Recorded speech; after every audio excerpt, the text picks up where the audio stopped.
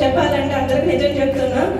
అలాంటి టైంలో కమ్మలు ఉండే నా దగ్గర. ఆ కమ్మలు నేను బయట పెట్టి షాప్లో ఒక బండి బుక్ చేయడం జరిగింది. కానీ లైఫ్ చేంజ్ అవుతుందని అస్సలు అనుకోలేదు. నేను ఐటీ చేసిన తర్వాత మళ్ళీ నేను బిజినెస్ చేయలేదండి. 1 or 2 months చేయలేదు బిజినెస్. అప్పుడు డిసెంబర్లో నేను మీటింగ్ వచ్చాను. మీటింగ్ వచ్చిన తర్వాత తెలుసుకోవడం జరిగింది. బిజినెస్ బాగుంది. ఇక్కడ ఒక ఎండి సార్ వాళ్ళు ఏమంటారంటే ఇల్లు కట్టేటప్పుడు పునాదులు గట్టిగా ఉండాలంటారు.